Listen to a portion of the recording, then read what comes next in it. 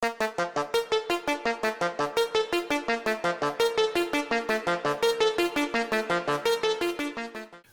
right, Micah, we're moving on down through your list of your timeline of events here. So we're on to the next one that you've entitled Her Doctors Demand Access to Me. Dr. Carlton, MUSC, March 1987. Take it away, sir. Okay, it had been a year since the death of my grandfather, and I thought, even in reflection now, I was coping with it fairly well. Of course, he was one of my biggest heroes in life, especially, not just concerning the first thing that we spoke of, where, he basically saved me from, I dare say, part of myself.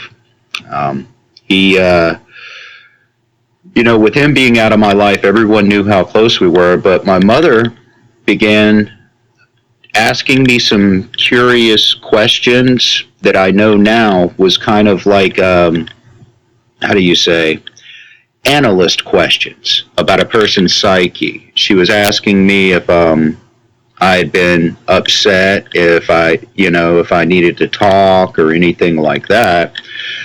And I was rather nonchalant, actually, going on with my life. And then one day she came to me and said, Micah, there's some people that would like to talk to you. And I'm like, first thing in my mind was, what did I do?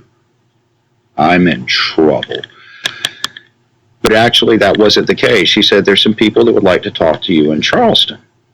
And I'm like, oh, what about? They said they just want to see, excuse me, they just, want to know how you're doing. And I'm just, this is Mom. So I'm like, well, I didn't put two and two together that she had been talking about me to someone. And I kind of felt like this is what she wanted me to do, and I just wanted to make her happy. At the time, I believe I just turned 13, I want to say. And actually, I was about to turn 14 later that year. We went down to Charleston, and everybody in the area surrounding Charleston, for those that don't know, literally you could be 100 miles away, but at some point, if you have a big family, one of your family members is going to be there. It's some of the top-notch medical treatment you can get. And even in the 80s, it was one of the places that held the claim to fame of one of the first successful heart transplants of a young man. And, so they were on the cutting edge. Well, instead of going what I was familiar with, because our relatives had been on the new VIP floor, that was the 10th floor, but in its history, that was the psychological ward. And she took me to the 7th floor. That was the new psych ward at that time. Before, I believe since then they've built a different building for it. And anyways, I went in and I met with a gentleman by the name of Dr. Carey. He was a very, very wonderful man. He was very enthusiastic, charismatic, and I feel even today he was genuinely concerned for my well-being. Well, they asked me, of course, a lot of questions, and then I was told that they were going to keep me there for an evaluation.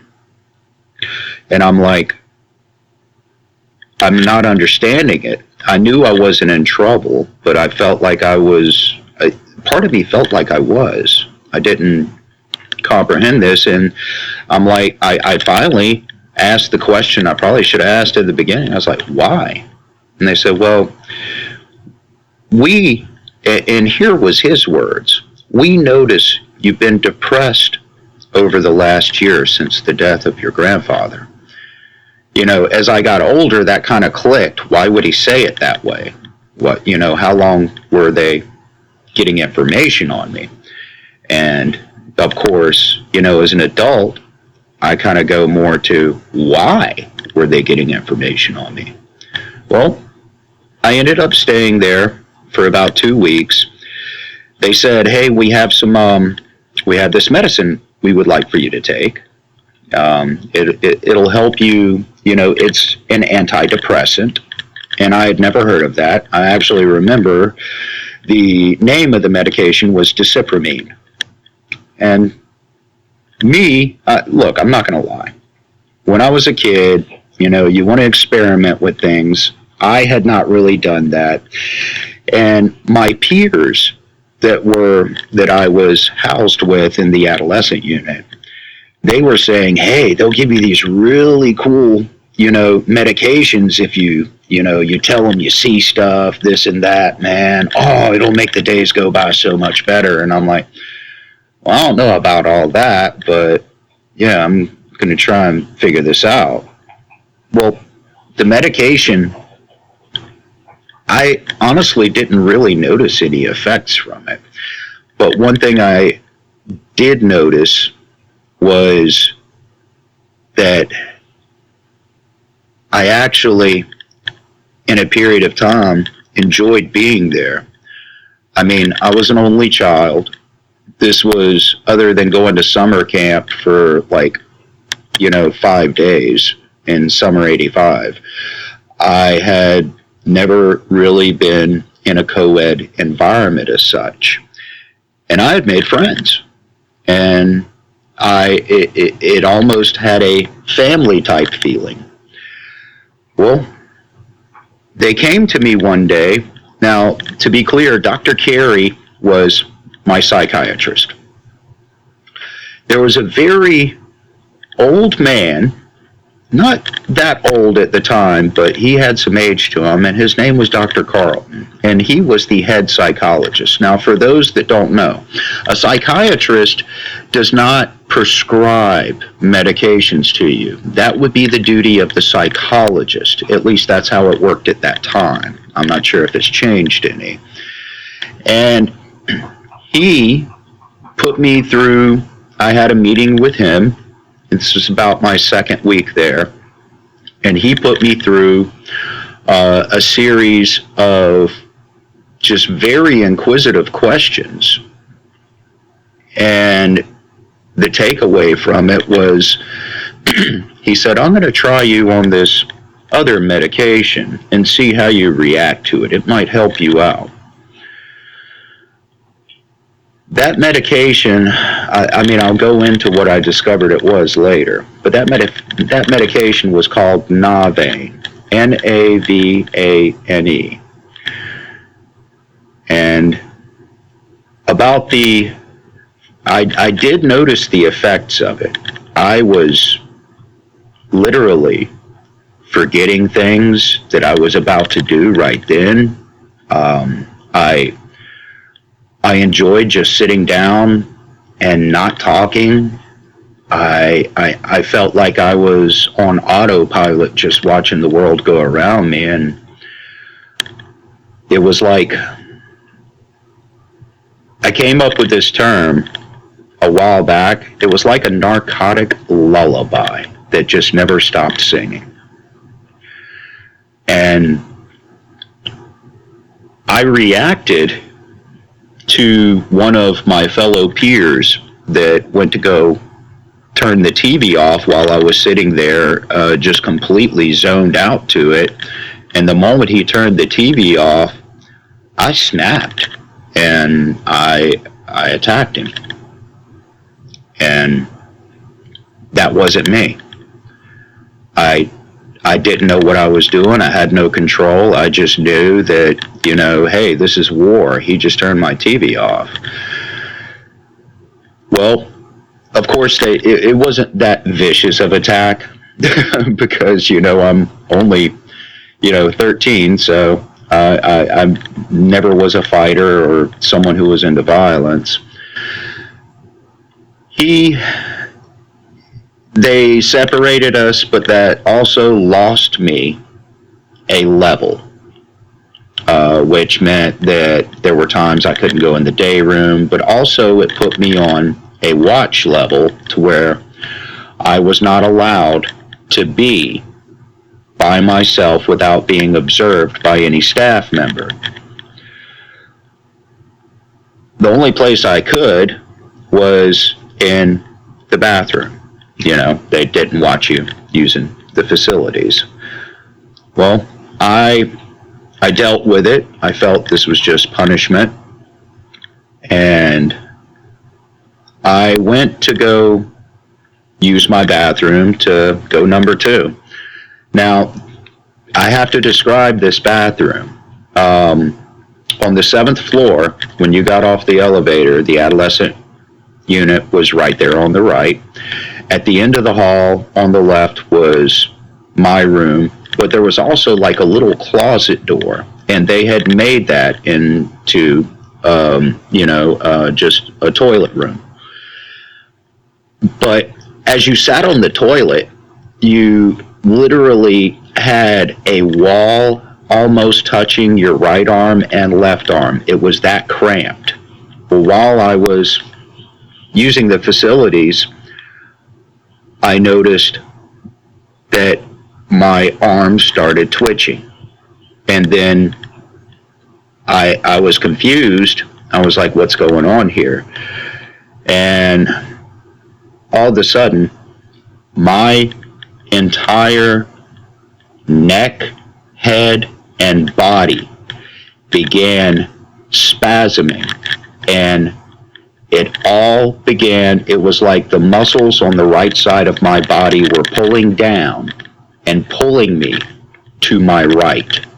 I was contorting, and I was freaking out, and all this, and it did it so hard that I got wedged into that bathroom while I'm sitting on the commode. That's why I described the amount of space I had. It was, my body locked me up while I'm going into no different than a waking seizure, where I was completely lucid of everything around me, and I'm screaming. The staff members finally came to me, opened the door. It took them some doing, but they were able to unwedge me, and I just kept I was screaming in pain because my muscles were tearing. I was, it was extremely painful. They gave me a Benadryl tablet and said, here, take this real quick. This will help you. And and I remember I chewed it up. They didn't even tell me to do that. It was like part of me at that point realized if I chew it up, it'll hit me quicker. So I did, and it was the spasms after about 10 minutes started slowly dying away, and it was like a huge breath of fresh air. Well, they had me at that time on a bed outside of my room because of the observation I had to go under. And while I'm on that bed, all of a sudden, just not even a few minutes later, the spasms began again, and this time they came back with a vengeance.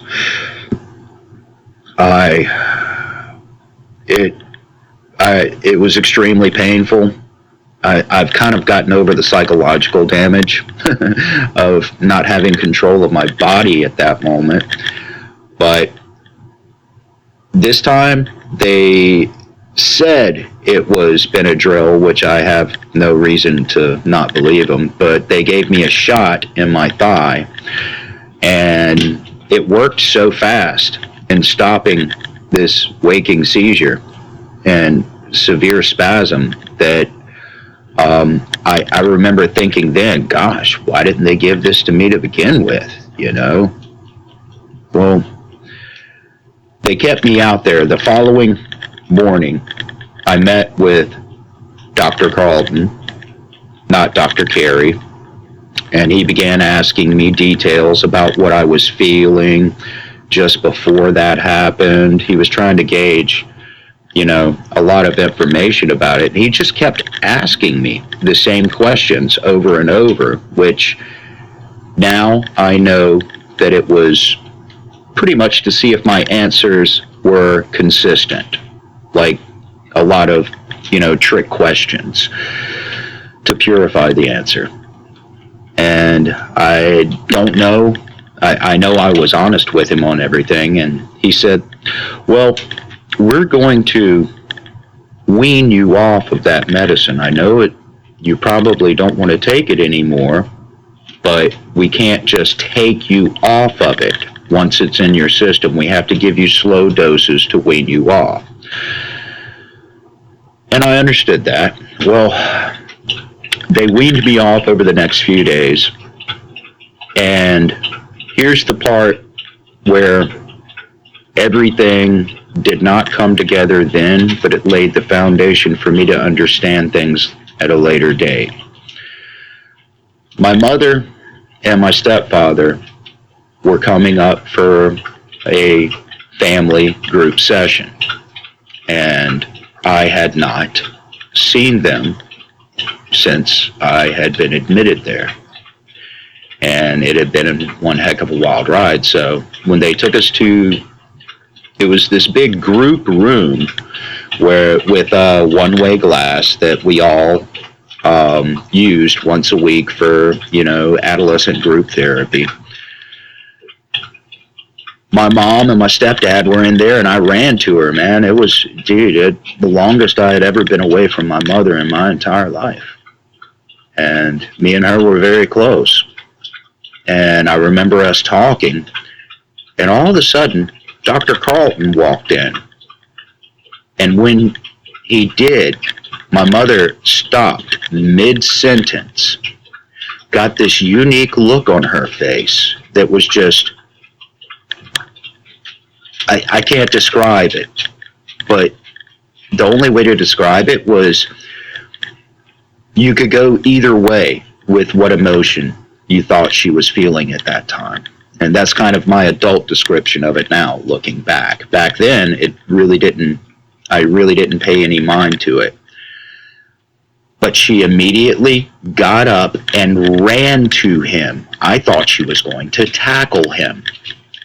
Approximately 4 feet in front of him. Now, he never made a move. He never said a word. He just stood there. He stood there and looked directly at her. When she got 4 feet away, it was like she stopped at a brick wall, and she froze like a robot. And there was a long 2 or 3 seconds, and I suddenly heard his voice say, "Hello, Janice." And it was like the brick wall was gone. She reached out and she hugged him. And he hugged her back. And she turned around. And me and my stepfather, sitting in the back of the room, seeing all this, we both actually exchanged a look like, what is going on here? And then looked back, and then that happened. And as she's walking back to me with him, she goes, "Micah, you're in very good hands. This was my doctor when I was here." That kind of blew me away because I never knew my mother had been a patient there. I didn't understand. I'm like, wait a second. All this stuff is going through my mind. Well, we went through the group family session. They kept reverting and speaking about the death of my grandfather and my depression, how I was acting different, and that there was nothing wrong with it. This was, they attributed it to him being so close to me and that being my first experience with loss. And as an adult now, I really don't know how they ascertained that, but, respectfully to my mother and those doctors, that wasn't the case at all, in my opinion. Well, the following day, The session lasted a short while. I got to visit with them for about an hour after, and then they left. The following day, they told me when I woke up in the morning, they're like, okay, they've got a test arranged for you. So we need you're going to have to stay awake tonight. I'm like, okay. Well, that night, they had a staff member with me, and I ended up staying awake literally all night. And the following day, I'm waiting for this test, and they said, well, no, you've got a little while longer to go. I believe it was later in that evening, just roughly by my math. I was awake for 32 hours. Now, even though I have chronic insomnia, that medication had me on a sleep schedule. And it didn't feel right to me, but part of me was not used to that. So it was kind of foreign. But to kind of shoot ahead a little here, the doctor had ordered what is called an EEG. And when I finally went in for this test, they said it was a sleep test. And they put all of these electrodes all over my head, and they put me in a nice warm bed and said, okay, you can go to sleep now. And I'm like, oh, finally, and well, that was that. The sleep test was done. I was weaned off that medication, and I discovered and as I was there, I'm sitting there. Now, Dr. Carlton, I met with him several more times. I never brought up my mother, and neither did he. But to shoot ahead a little bit, when I asked my grandmother, long after my mother had departed, about that situation, she said, well, Micah, all I'll say is they put your mother on that same medicine they gave you back in 1967. And it was the same doctor that gave it to you. And I don't like that man. And she left it at that. It seemed like a very sore subject, so I didn't push it, and I realized my grandmother, it seemed very painful for her to speak of. So I left it at that. And that, for the most, is a great reason of why I feel there was a lot more behind the scenes concerning that. Because as I alluded to at the very beginning of this, concerning, being in the dark about my IQ test results, my mother was kept in the dark as well. In the early 60s, she was given her IQ test, and it was phenomenally high. They had never seen one so high in that school area of Georgetown. And over time, I started wondering why. I couldn't help but wonder if there was a possibility, because of her IQ level and also mine, that they were possibly, as conspiratorial as it sounds, I have to state the facts. I really wonder if it was they were trying to garnish some type of data, medically or however, from us both on the effects of that drug. That drug has been discontinued. As I didn't know what it was for years, I was always told that I was allergic to it. There were job interviews I went for, or things like that. When they would put known allergies, very innocently enough, I would put that down and I wouldn't get that job. And finally, it took a person that actually had some medical field expertise that was giving me an interview. And when she saw that on my paperwork, she said, "Why on earth were you given Navane?"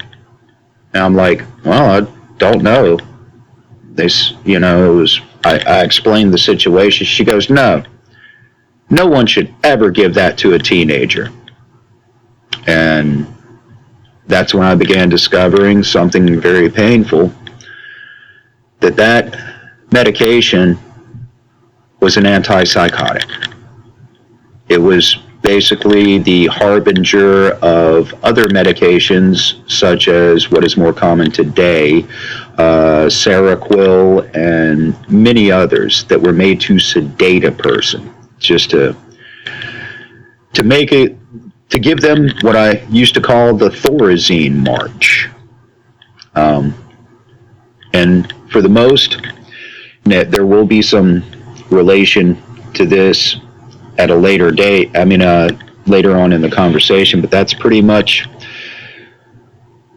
I feel, though I don't have open proof, but just by the way everyone worded everything, the doctor saying, "We have been noticing," discussing the previous year of my life before I met them. And also, one thing to add in, when I met my father, who was, him and my mother were divorced when I was very young. I only had 1 or 2 memories of him in it.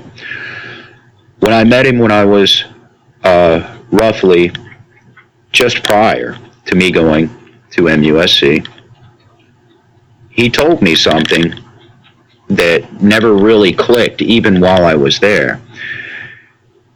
He said, "Your mother was so sedated all the time, Micah, that I was like, look, I called her doctor and said, you have to quit giving her this.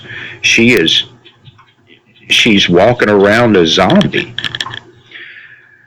And they arranged for, he said, he didn't say the doctors, but I assume it would have been Dr. Carlton, because he said, "Micah, I took her to Charleston for a doctor visit, and when we were on the Cooper River Bridge leaving, she had not said a word."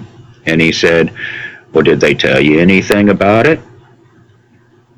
And he told me, and I believe he believes he was telling the truth. I wasn't there. And even though, I don't like calling people a liar, I have to declare, it could be anything. My father was prone to embellish certain things, but he had a way of saying things that I learned were truthful. And I believe he was telling the truth. He said that she just said to him on the Cooper River Bridge as they were leaving, "Yes, they spoke to me about it." And he said, after a long moment of silence, he said, "Well, what did they say?" He said, "Micah, your mama looked at me and said, they told me to divorce you." And he said, "Oh," and that's where he kind of planted a seed that he had a concern of. And I believe it very genuine to him. He said, "Micah, those doctors messed her up." And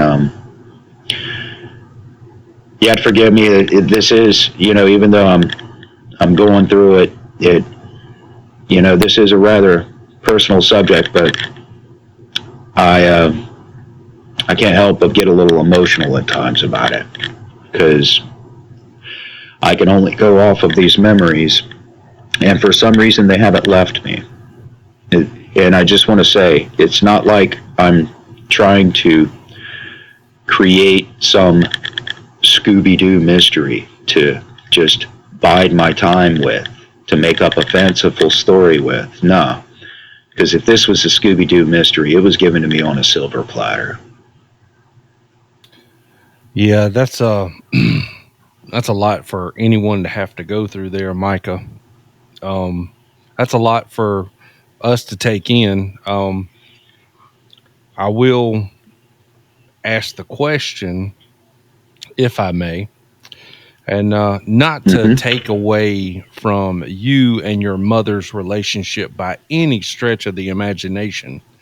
But did you ever Hmm. think that maybe your relationship with your mother was as close as it was because maybe she saw a little bit of herself in you? Very much so. Good question. Yup. Um, she told me a lot of things that I thought was just what a loving mother said to their child that they feel is the most, precious gift to them. And just one I know is she constantly referred to Micah. One day you're you're going to. She would say it in a way, Micah, you have some gifts, and one day you're going to understand them. And she said, but what I want you to know is I had those same gifts, but I misused them and they were taken away from me. She never told me what or how that happened, but at that time I just marked it off as just stuff a mom tells her kid. And it that that actually, as this progresses, I'll go ahead and say it's my belief that, well, I'll just say there's not a day that goes by now that I don't go, I'm so sorry for not believing you, Mama. I'm so sorry. That's a pretty profound statement she made, and highly interesting one at that. But yes, I can only imagine what you went through. Joey, do you have anything you'd like to add to that? Uh, Mike, I got just a couple of questions, and I don't have my notes pulled up with me. About what time frame, what year was this again? I just remind the viewers of that. Um, Okay, the time at MUSC was it was the just starting to be spring of 1987.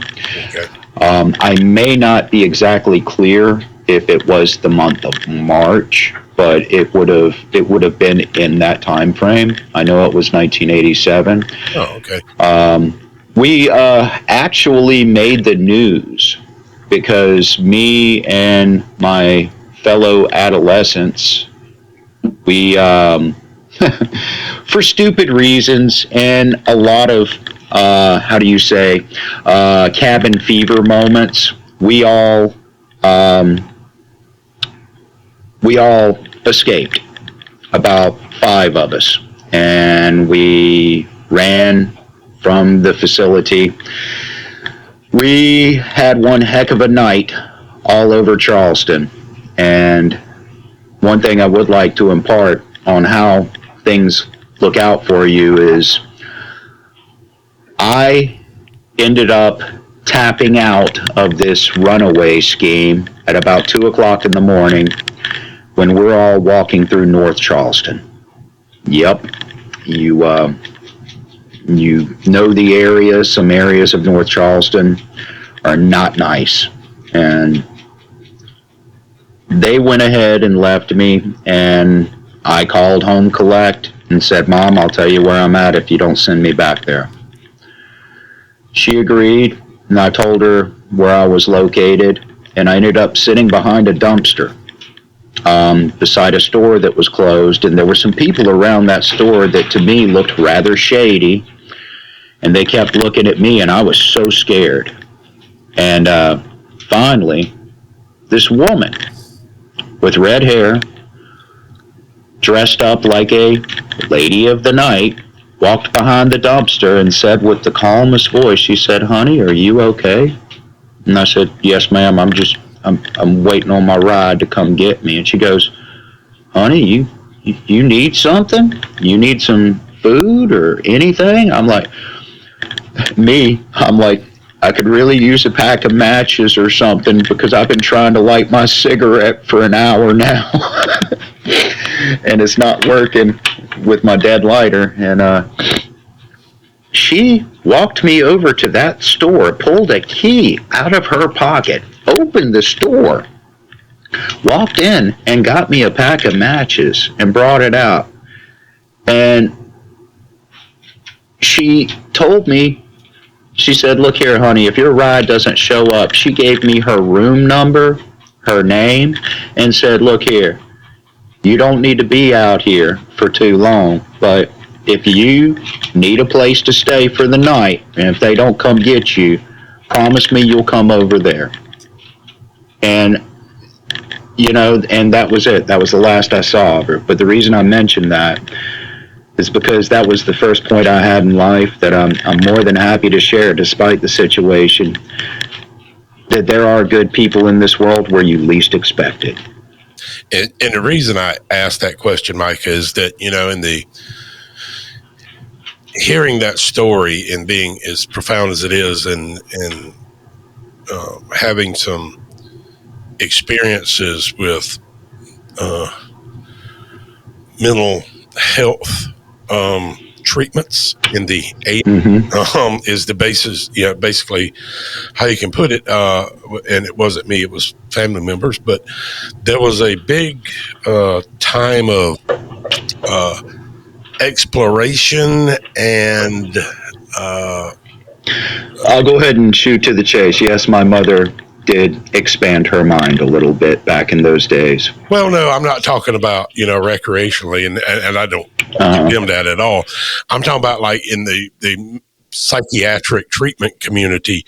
They were doing a lot of experimentation and things like that with a lot of different things, medications and regimens and things like that, on people both that had pretty consistent symptoms, and people, the placebo groups, like the control groups and things like that. Correct. Yeah. And I don't know. It just, that story sounds like you kind of got just tangled up in one or the other, you know what I mean? And then, that's, I don't, the ethics of that and all of that could be obviously debated, but it sounds like, definitely it was, whether you believe it or not, or, things like that are traumas. When you go through things like that, you go through parental separation at a young age, you go through, essentially being even though you're young, you're a teenager, you don't really have all the rights you do as an adult, but you're still a free person when that freedom's kind of taken away from you and things like that. That's a traumatic experience. And, that can affect you further and further down. And what I'm also hearing out of this, maybe, and in the undertone of it, is that both you and your mom may have had special premonition-like gifts and the ability to see or experience what we would, often call the next dimension, or the other side type thing, whereas, a lot of people don't. And, maybe that was the primer for all of that, and the treatment to see, are, is what they're experiencing real? And then if it is, what is it type thing, the next step. So that is really interesting that the medical community kind of took such interest of it, just a boy from Georgetown, and exactly. That's it's almost crazy, strange, and kind of really eerie at the same time. So I'm, fortunately it wasn't eerie for me at the time, but as I got older and started reflecting on it with, my adult way of thinking, it was beyond eerie. Yeah, kind of to build up on what you just asked, Joey, but I do have to ask this. I know what you have told us about what you experienced earlier on in life, but was there any given time that you kind of shared this with other people? Did you, were you so close to your mother that you shared these experiences with her? And that's kind of the reason I'm asking, because going into that event specifically, I know you mentioned that it kind of got brought up that you were, or the doctors I think had said that you were kind of experienced some depression after your grandfather passed. So my question was, did you share any of those experiences with her or anyone close close to you at all? No, I do. There is a chance that my grandfather could have shared the experience I had with, with the 1976 incident.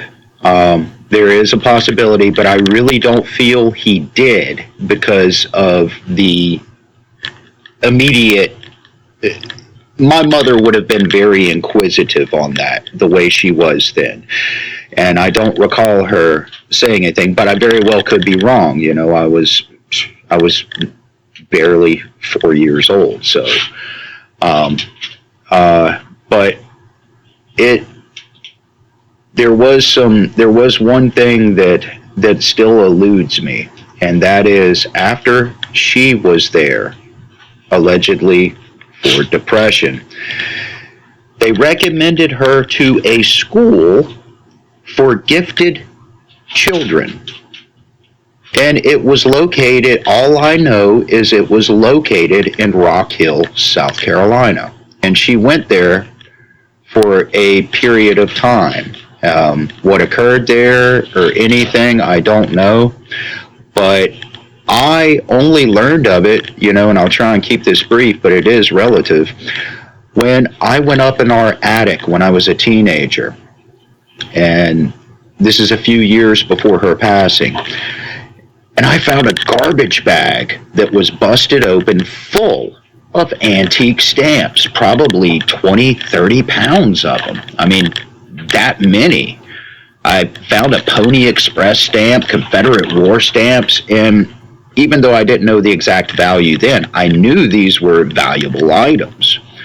And I went downstairs and said, "Mom, whose stamp collection is that up there?" And she looked at me and she grinned and she said, "Micah, I've been waiting for you to find it. That's yours."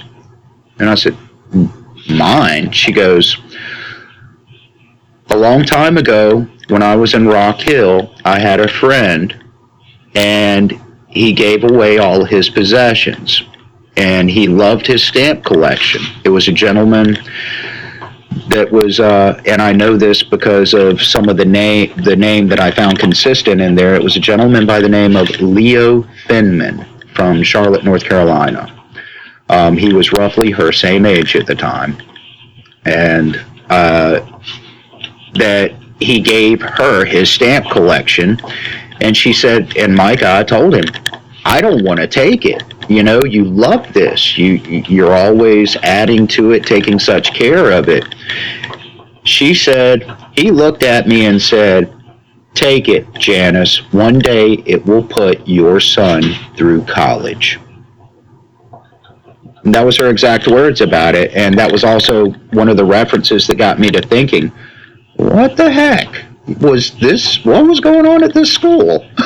That was pretty interesting. But the reason I asked that question was because if nobody had known of your experiences, and it kind of makes me wonder what was found. What was the commonality between your mother and you from a biological standpoint? What protein was discovered? What characteristic in your biology that had these people so up in arms, so to speak? I mean, that's kind of where my mind went with that. Right. Well, one thing for you genetic nerds out there, you'll understand. I have had several DNA tests done for my mitochondria DNA, which would have been the exact match to my mother's mitochondria DNA, and so down the line, is H1C haplogroup. That does have some minor bearing, but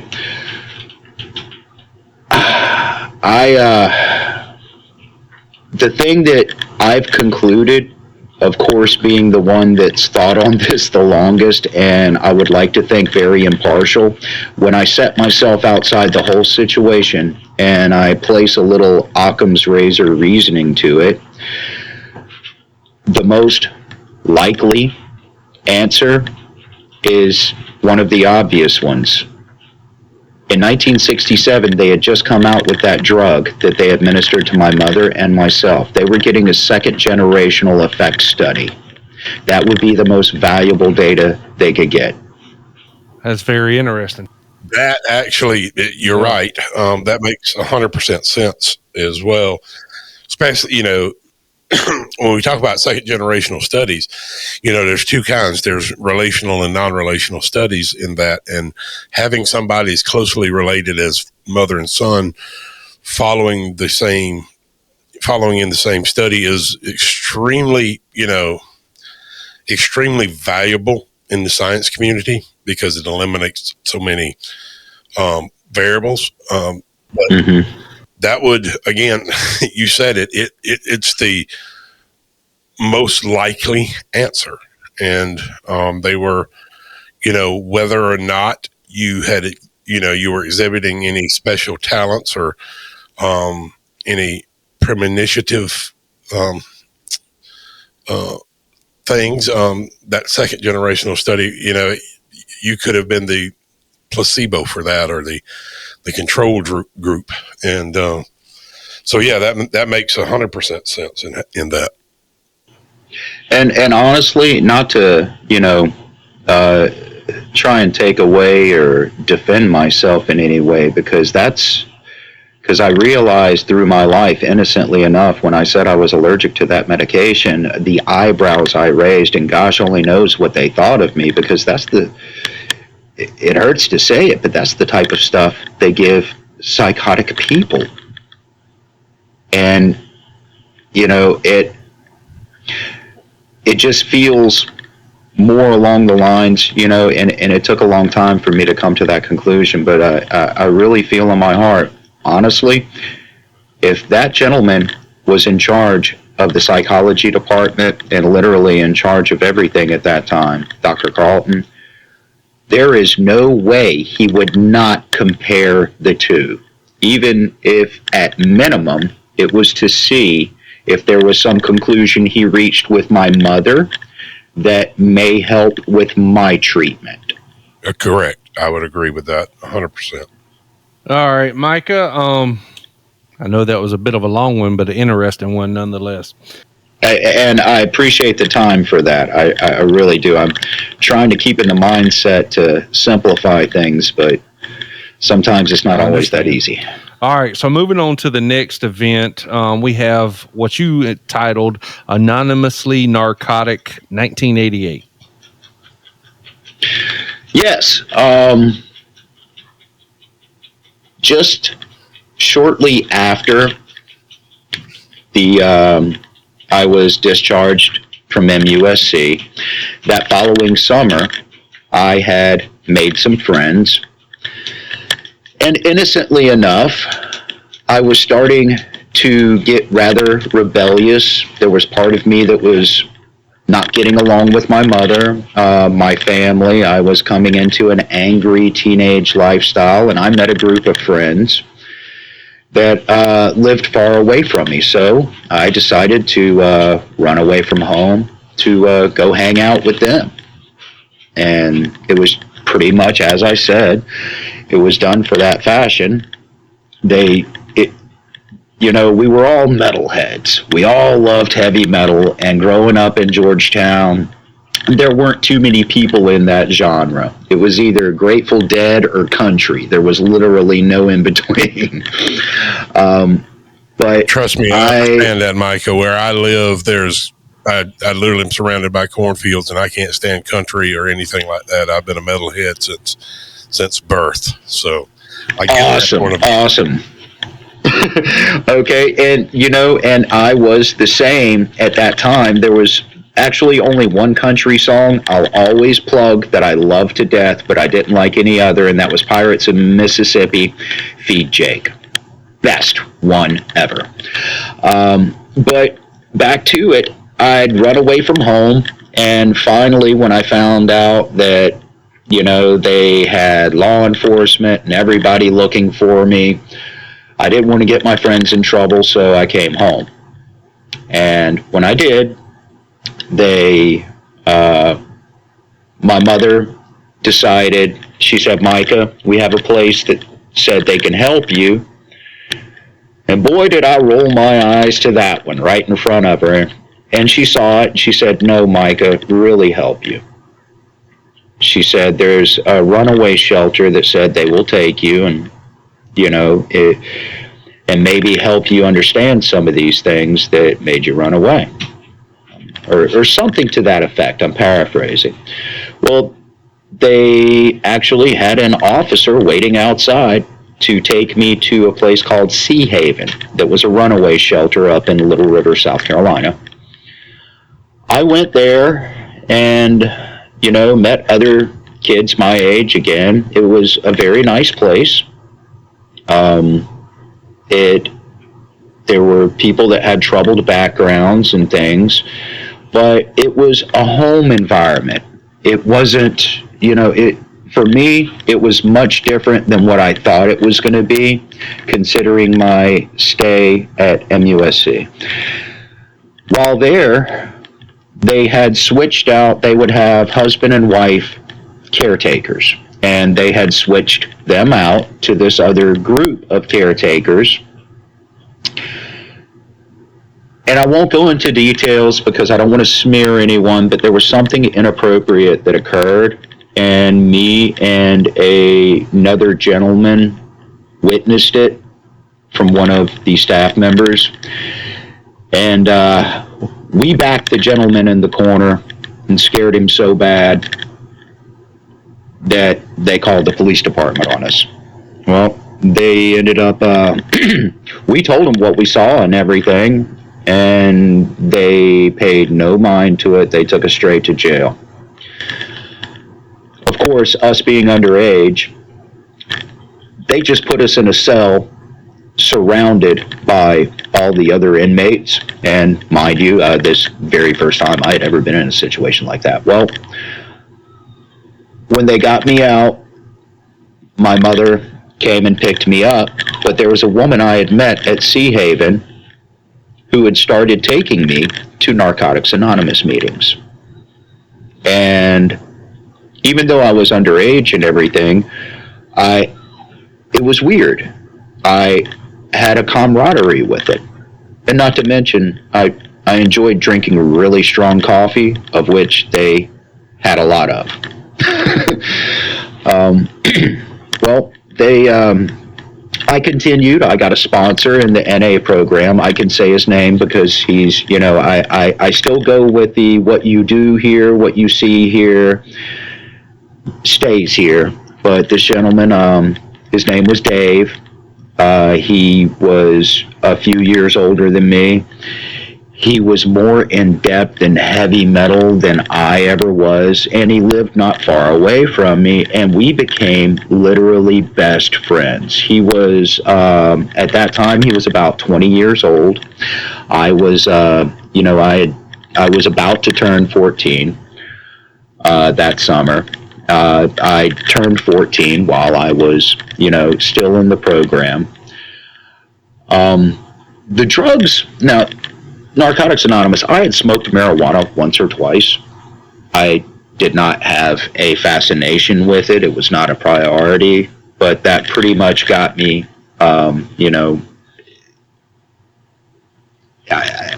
it got me into the program based on that, but I enjoyed the people. These were all the cool hangout party people, except they were sober and still having fun. And I needed that. That saved my life at that time to a degree. Because it was every weekend we would go together. Hey, we're going to this meeting up in Myrtle Beach. We're going this meeting there. And I was meeting all these people and I was hearing their stories unfettered. And I was learning so much of what can happen. And they were sharing the scars metaphorically on their body. And I was smart enough to realize, wow, they just gave me a key to never get that scar they have. And it was amazing. We used to go up to Myrtle Beach. Just to say playfully, there was a place called Beamer's that was a laser tag arena on Ocean Boulevard. And every Friday night, we would all go play laser tag after the meetings. And we even got to challenge the Myrtle Beach Police Department to a game of laser tag once, which was rather awesome. But it became a sober lifestyle, and I got to see that side along with the people that were giving me their open testimony because they cared. They didn't want to see someone make their same mistake, and I very much adopted that same mindset from that, and I'm proud of that. I have no shame of it because I've gone out of my way. If I've ever seen someone going down a similar road I could have gone down, of sharing, basically, like I had said earlier, the metaphorical scar so they don't have to get it themselves. Learn from someone else's mistakes is a simpler way of saying it. And I was in that program for almost a year. It was literally like a family. And, a very young age, and I learned to listen to some of these people and learn a lot. But that was pretty much, what the in-between was from between that and the next notation. It was, the reason I stated it is because it was like I went through one of the worst situations of my life, and then I actually found a family of people and friends of, that were just as cool as could be. They accepted me, and I didn't have much of that growing up in my area. But that pretty much was, concerning the anonymously narcotic notation. All right, very good. Let's go ahead and jump to the next one, the State Asylum, 1988 to 89. This is where it gets interesting. Well, I say that playfully more to myself. I had still been involved in that program. They were a great family to me. But I began, started through a hardcore version of puberty. So, of course, I was all about the girls as much as I could be. And I'd had some rejections. And of course, when you're young like that, you feel that, oh man, this is the worst in the world. This is the worst heartbreak. So I began penning poetry. And it was, if I could be man enough to say that if I were looking at the lyrics and poems I wrote then, as a parent of my child, I think I would be prompted to try and disseminate, whether that was a cry for help or a possible red flag, that they could be suicidal. I believe that's the position my mother was in when she found my poems. I had written a really heartbreaking one that I still remember to this day in verbatim. Won't recite it, but what I failed, and I think if I could go back in time, what I failed to do was basically let her know that, hey, Mom, when I read my own words on the paper, I felt free. It was like when I wrote the words and I got to read it, I got to read my physical words, it was like it was all gone. And I don't know if that would have helped anything, but she was concerned I may be suicidal. I was sent to, at first, Coastal Carolina Children's Hospital in Conway, South Carolina, that night that she discovered it. Law enforcement took me there. No, that night, no, it was my father, his girlfriend, and her, and they drove me there. And that was the first time I ever saw my mother and my real father together in the same vehicle. So it was kind of a mixture of emotions. But, you know, they were both pulling for me. And that was something that that did make an impact on me. Well, when I get to Coastal Carolina, I was there for a few days, and what I know now is that my insurance would not cover that place. So they transferred me to Greenland Park, which was at McLeod Hospital in Florence, South Carolina. And this was unique because it was, even though I was an adolescent, I was in with a co-ed adult ward. And again, I was noticing, you know, the people that were there, and I really noticed, hey, my problems are pittance compared to some of these people. And it wasn't that they were bad people, it's just the trauma and shock they had gone through in life. And once again, my insurance would not cover that place, so it was it was late one evening, and they said, Micah, we need you to get your things together. You're being transferred. And for some reason, even though they said transferred, I thought I was going home. So I was as happy as could be. Got all my stuff together, and next thing I know, an officer walks up to me, says, place your hands behind your back. And I looked at him. I'm like, what'd I do? He says, you're not in trouble. This is just procedure for transport. And that's the first time I ever had handcuffs placed on both my arms behind my back.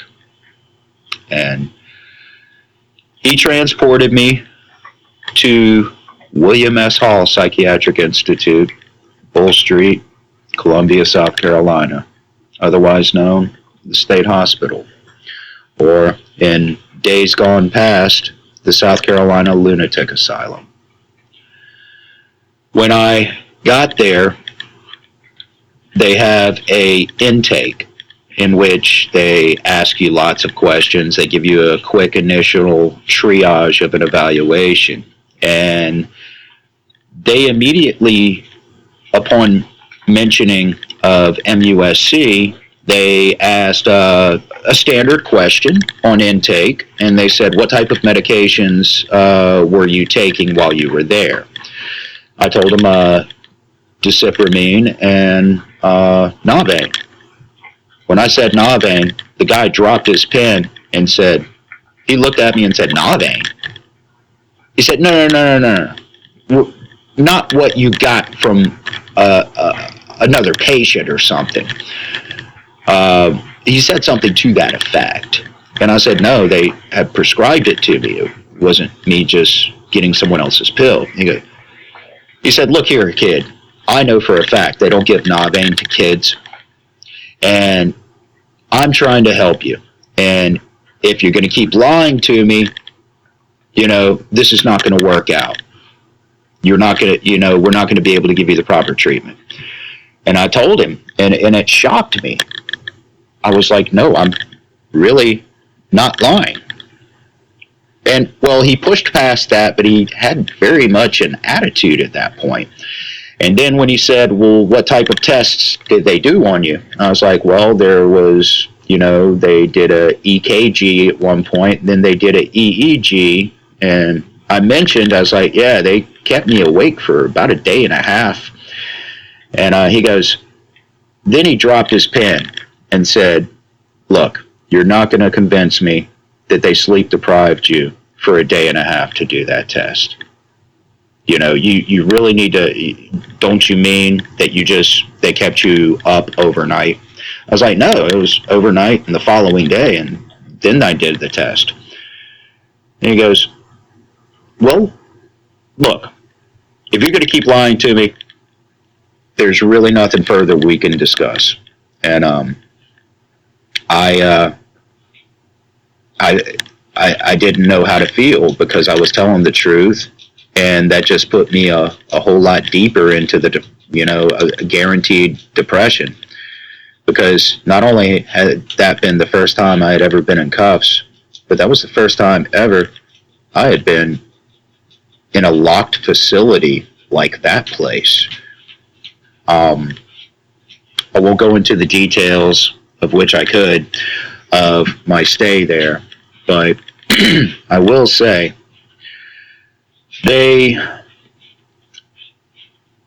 about a week and a half, maybe 2 weeks later, they had gotten my records from MUSC. Because when they brought me into a treatment team therapy, it wasn't the, look here, kid, are you going to tell us the truth yet? This time, they had people I had not seen before, and they said, so, tell us how this Navane affected you. And that right there told me, wow, I've been validated. They know I'm telling the truth now. Well, I felt an outpouring of wanting, it was a mixture of an emotion of, wow, they do believe me now. They know I'm telling the truth. Oh my gosh, finally. And I remember they asked lots of questions concerning it. They asked it concerning my sleep deprivation test and everything of that nature. They had me, they said, okay, you can go out there and wait for the staff member to take you back to the dorm. So I stood outside the door, and I'll never forget just the little bit I could hear. They said, well, if he possibly still has some of that residual in his system, there's nothing we can give him but amitriptyline. And for the next few months, off and on, there's a lot of stories in between, but I'm just going to try and stick to this. I ended up staying there 8 months. And I had worked my way up from the lowest level to the highest level of freedom you could get on those grounds. And I made friends that I still consider friends to this day. And also, I had experiences that shaped me for the better.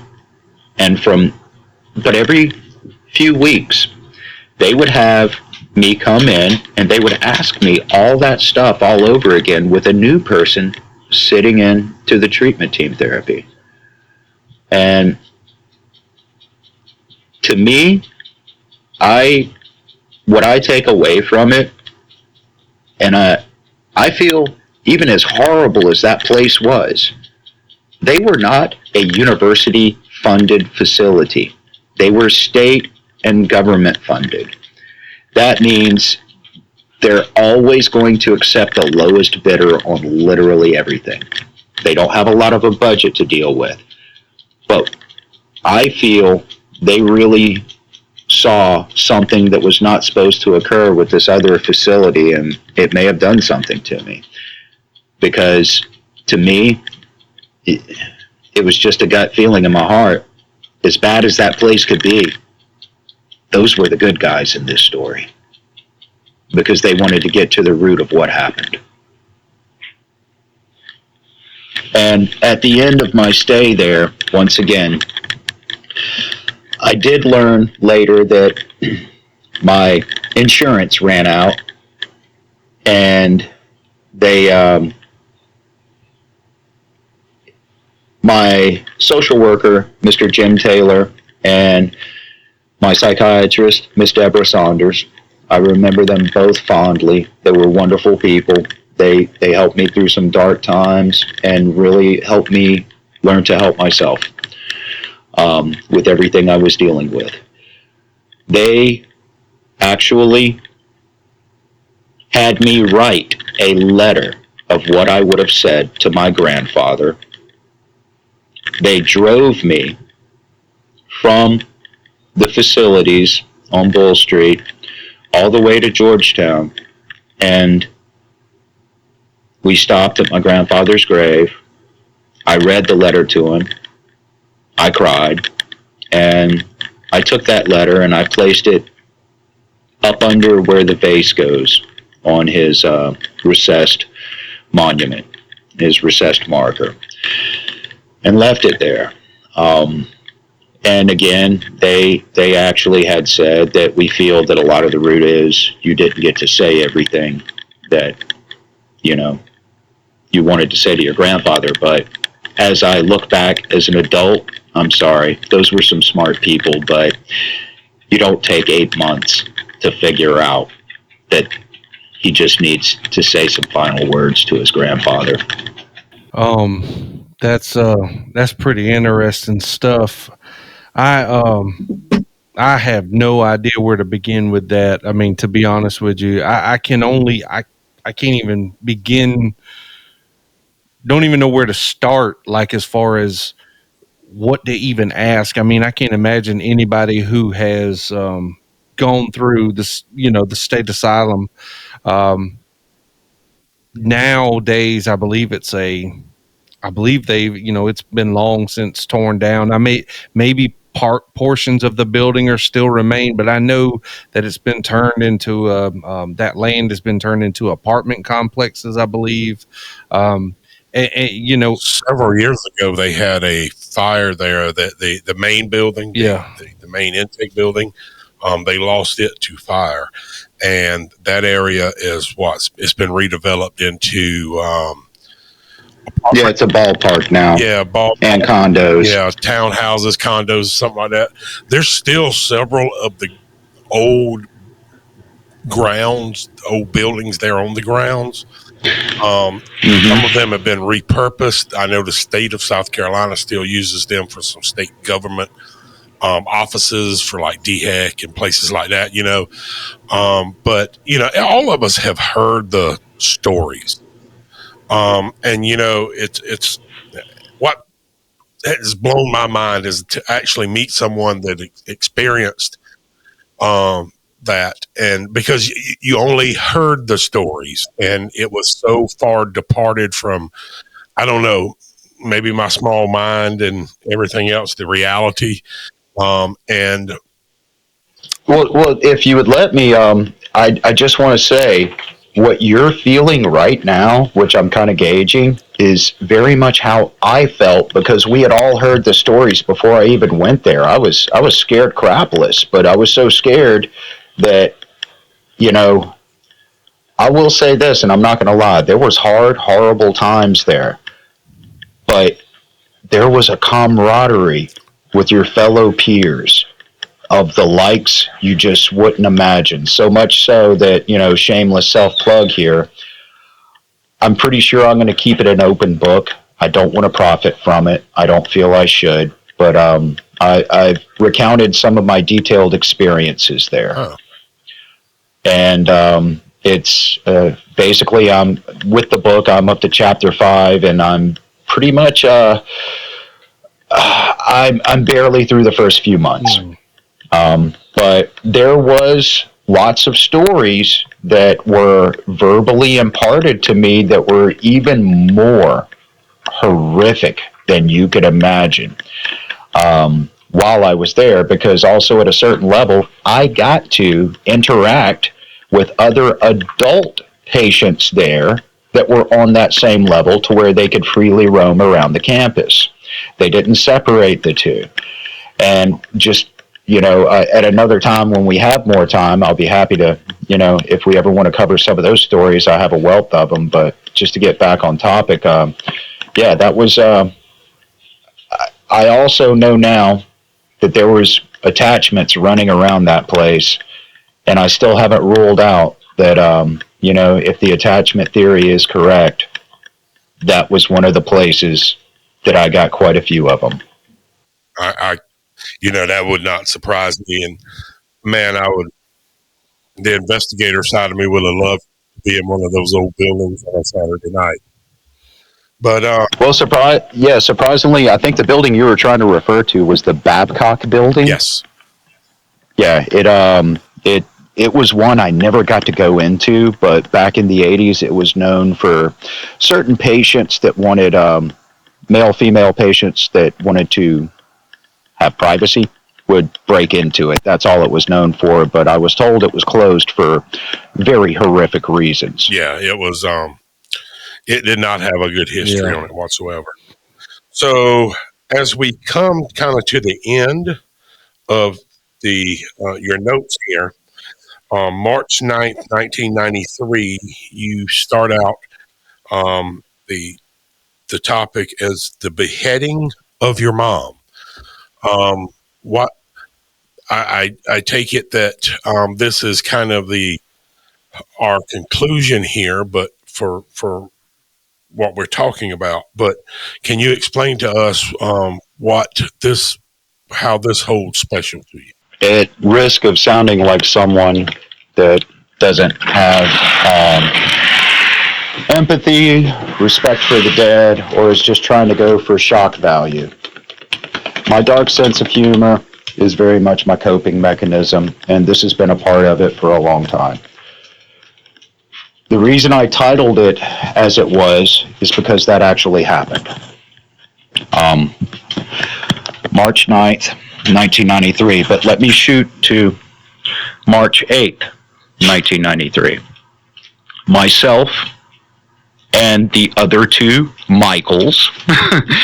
You had a Micah and two Michaels that were going to go out to the Purple Gator in Myrtle Beach to see a band called Dylan Fence. I had won tickets off the radio, and we were going. And as I was waiting for them to come pick me up, me and my mother were having a cigarette on the back steps. And she said, "Micah, I had a dream last night." And I said, "Now, to be clear, my mother and I could be in the worst argument whatsoever, mad as heck at each other, but if one of us said, 'I had a dream,' the other listened intently and gave their interpretation of it." My mother told me, she said, "Mike, I had a dream last night that I looked up, I was laying down, and my three brothers were looking down at me with very solemn looks on their faces. And when I got up, they kept looking where I was laying. I saw everyone I knew and loved. Everyone was dressed real nice, but no one could hear me." She said, "And then I saw Aunt Jeanette, who's a very special lady in our family. She's very, very wise, to say it minimally, and she's very good with dreams. She said, I saw Aunt Jeanette, and I looked at her and said, 'What's going on?' She said, Aunt Jeanette looked me straight in the eyes and didn't say a word, just started crying. And then she gave a long pause. So I said, 'Mom,' and I'll never forget the words. These are verbatim. They're burned in me. I said, 'Mom, I've spent most of my life analyzing my dreams, what they mean, what they're trying to say. But sometimes, Mom, a dream is just a dream.' I told her that because I saw how it troubled her, and I didn't want her to feel that way, because I knew the theme, obviously, that she was giving. The following day, I had just walked in the door and saw my uncle in his deputy sheriff's car coming down the road. I had a 12-pack of beer in my hand, and I'm so worried that he saw it. So I went and stashed it in my room. I run in the bathroom. I had a beer that afternoon, and, I'm only 19, not supposed to do it. And I started brushing my teeth real quick, and when my Uncle Craig, he came up to the door, he saw me brushing my teeth. He went to go say something, and he just couldn't. And he said to his older brother, my older uncle, Harold. He said, Harold, he's in here. My Uncle Harold walked up and he said, Micah, we need to talk to you. Come in here. And that's when I went and sat down with my Uncle Harold, my Uncle Craig, and Aunt Kathy. That's when he told me, he said, Micah, Clark and Janice were in a bad accident, and your mom didn't make it. And I immediately reflected to that dream, and I'd have to tell you, my mother told me so many points in my life that she would always speak in kind of a creepy tone. She goes, Micah, I'm not always going to be here. One day I'm going to be gone. But she said it excessively.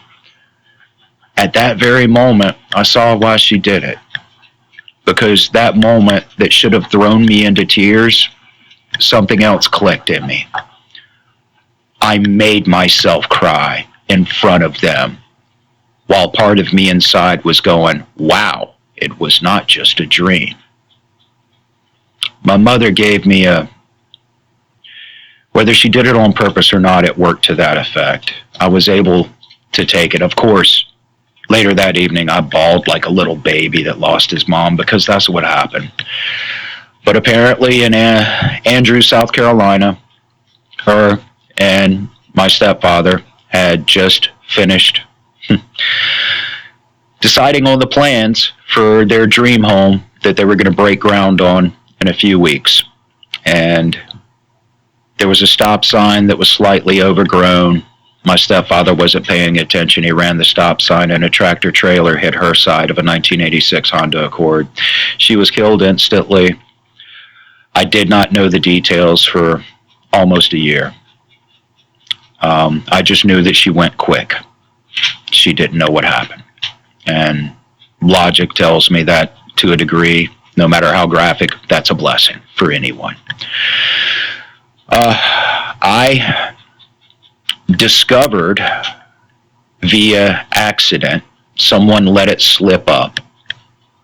Someone that didn't know that was my mother. That the entire town came together and hid the fact that she actually was decapitated in that accident. That's something that they left out of the news reports and things of that nature. And from what I was told, everybody was scared that it would just drive me over the edge. And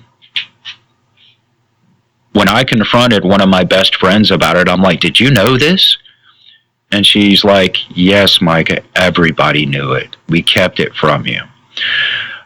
We didn't want to see you go over the edge and do anything to your stepfather or, you know, or the person that struck the vehicle.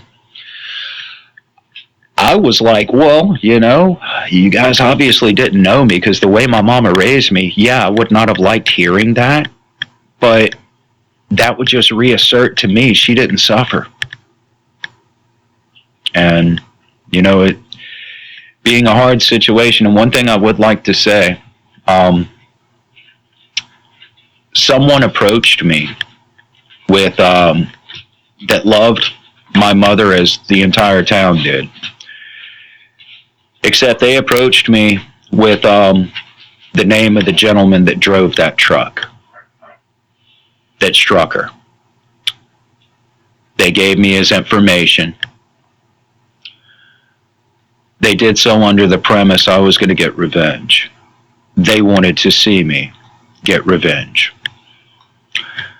So I told them I'll make use of this information. And I'm proud to say, I did track that man down. He had the same first and last name as one of my best friends growing up. I'll leave it at that. So that was kind of interesting, but I had already decided what I was going to do. I contacted this man. I made him aware of who I was. And I said, look, the way my mother raised me and what I know she would have wanted, she would want me to let you know it was an accident. and it was not your fault. It was just a bad situation. And what you're going through, you actually have my compassion too. I may have lost a mother, but I can only imagine the details you have to live with. But just know this, the way my mother was and the way I am, we very much forgive you.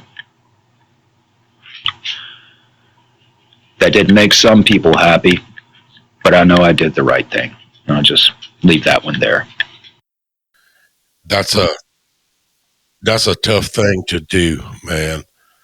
And it is, like I said, it's the right thing, but it is, even when a parent dies, sometimes it's even hard not to be mad at the parent for leaving, but to be able to forgive the person that was, had some responsibility or, that was involved in it. That is something else to be able to do. And that's to be commended, man. Well, thank you. Just one thing I'd like to quickly add to that. At her funeral, my stepfather, he survived the accident because the vehicle was split in two and he didn't have a safety belt on. His hands immediately gripped the steering column and he went with the first half. He was, when he got to the hospital, he will tell you, he told me the story of when an angel walked in, because he kept asking, what about Janice? What about Janice? Where's she? And finally, he got one of the doctor's attentions because he's horribly injured. He can't walk. His face is just torn up with the glass. And a doctor casually walked by and said, oh, she didn't make it, sir. Sorry. And walked away very heartless. He found out his wife died at that moment. And he said he just began wailing. No one was paying any attention to him. They weren't working on him. They were with someone else. And he said, Micah, this little old lady walked in and she held my hand and I cried holding her hand. And then when I looked up, when the doctors came in, she was gone. And, I don't hold it against him. He was a father to me growing up, and I know how much he loved my mother, and I know what an accident is. There's, everybody says, well, you got to feel something against, things could have been done, but that's not going to occur now. In hindsight, everything's 20/20. But with something like that, is it worth losing both your family members over the loss of one? No. And he's still my friend, and I consider him one of my fathers to this very day. Thank you, Micah, for sharing that. I know it's probably not easy for you to recount this as probably as many times as you've told it, and I'm sure it never gets any easier. But with that being said, thank you for sharing that with us. All of this information that you've decided to share with us. I will say I just have one question out of all of this. And not to take away from the moment here. But I'm curious, like during your times through your time at MUSC, the state asylum, and things of that nature. But I'm curious, did you have any, I don't want to call them episodes, but did you have any doppelganging situations? Did you have any anything dark like what we've talked about before? Did any of that occur during this time? During the time immediately after, okay. No, I can see why you asked that question because of the relative proximity of losing my grandfather to and that first situation where something allegedly took the form of me and went to school that day.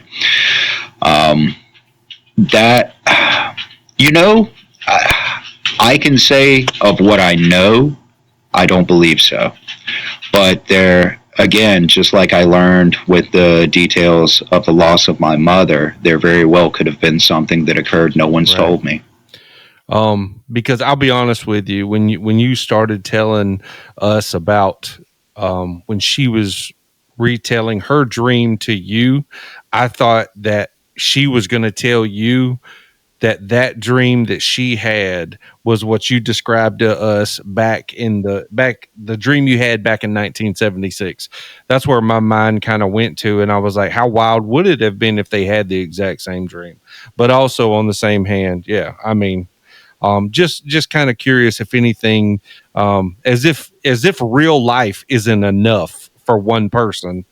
um I mean, Yeah. I was just curious if anything had, was popping its head around or anything like that. So I just thought I'd ask that question. But once again, thank you for sharing these events with us. Joey, you got anything you'd like to add? No, huge thank you, Micah. There's a lot for us to even process from here. And I feel sure we're going to be reaching out to you some more on some of this stuff as we look at it, and especially when we get to the editing and stuff like that, all the dirty side of doing these things, the work side.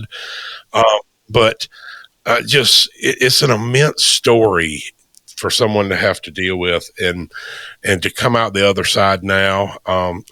We don't know you personally, but obviously being willing to step up and talk about it is, and bring it uh, to let other people know that obviously you're not the only one, but to let people know it's not stigmatized, and that people should be able to tell their stories about what they've experienced and what they've dealt with, and all of that. And it's really brave to do that, and to let people understand, and it's okay to let that go, and get it out there, because in a way it's cathartic, and it helps with the processes. So again, I can't thank you enough for spending your time with us, Micah. You're very welcome on everything you thanked me for. And I'm going to say that this is very much, there's two sides of the coin here, because as I've aged, I've wanted to get all this out in the right format. I've never told this story as I've told it now. I would see amazing things and have amazing takes on things that I shared when I was younger, to the point where it was so fascinating that I was seeing in reality. I quit sharing them because people thought I was making them up. And that kind of held me back for a long time. But I dare say this is very self-therapeutic for me right now as well. And just to add on that note, as long as an immense story as this is, ladies and gentlemen, we're not done yet. There's going to be a third part to this, because we just can't fit it all into 2 episodes. But I'm really interested to get to this last part. There were some other images that Micah had shared with me, and of a hand-drawn sketch of his that he had done. And I'm not going to give anything away, but you're going to want to stick around for this last and final part. Micah, once again, thank you for being here on the show, and we'll set it up for a third and final episode with Micah Singleton.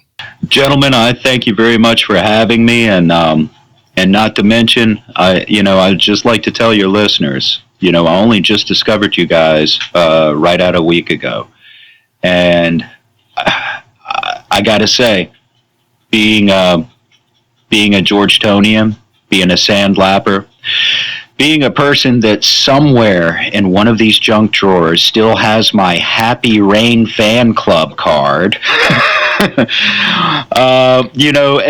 it's good. And I feel I made very much the right choice reaching out to some fellow locals. Well, thank you very much, Micah. We do appreciate that. Yes, thank you again. Yeah.